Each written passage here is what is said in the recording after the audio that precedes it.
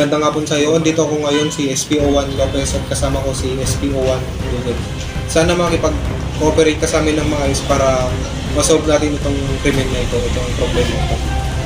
Sana ibigay mo ng maayos yung mga detalye para ma-solve natin yung krimen na nangyari. Ano ulit pangalan mo? Tagasan. Ilang taon ka? Anong nangyari? Ganito po kasi habang natutulog po kasi ako, bigla pong pumasok sa Kailan nangyari ang incident? Anong oras at araw? trap ng pansin ako Saan nangyari yung incident?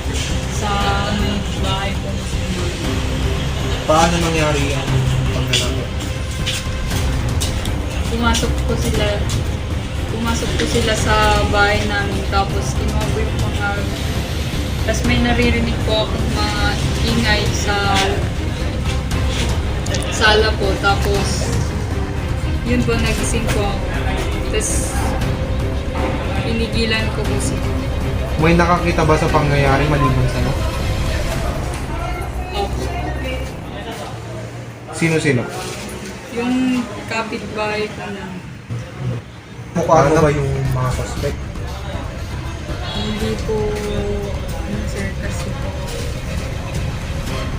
kagising lang po kasi. Kilala mo ba sila? Hindi. Pwede mo ba silang ilarawan? Yung isa po, matangkad na malaki po yung katawan, tapos yung isa, matangkad din po, kaso katamtaman lang yung pangatawan. Meron bang physical na contact na nangyari? Officer, tinulak po nila ako. Anong ginawa mo nung nakita mo silang ginagawa yung krimen? Pinigilan ko po sila sir, ginawa ko po yung mga gamit, mga importanteng gamit ko po kasi po kailangan ko po yun. Anong ginawa mo nung umalis sila? Tumakbo po ako at tumakbo po ako ng puso sa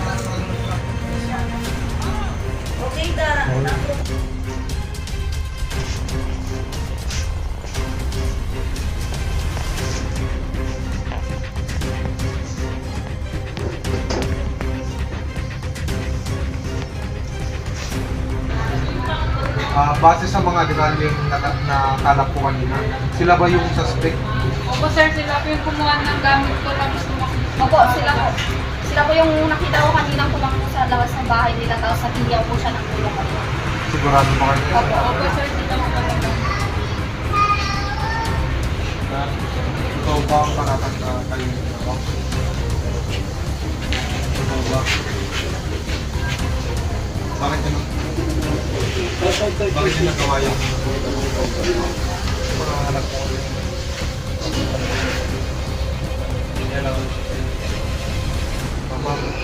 Ngayong umamin na po sila, porsigido pa rin po, baka hindi tuloy yung paso. Oo sir, dahil na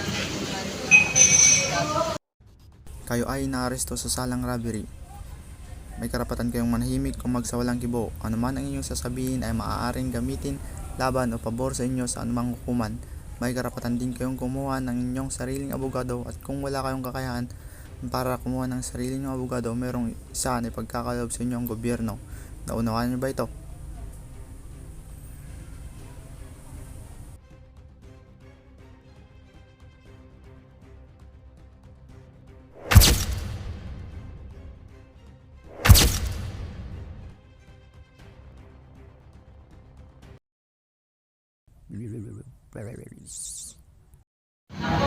Totoo ba yung sinasabi ng dalawa na kayo yung kumuha ng mga cellphone at pera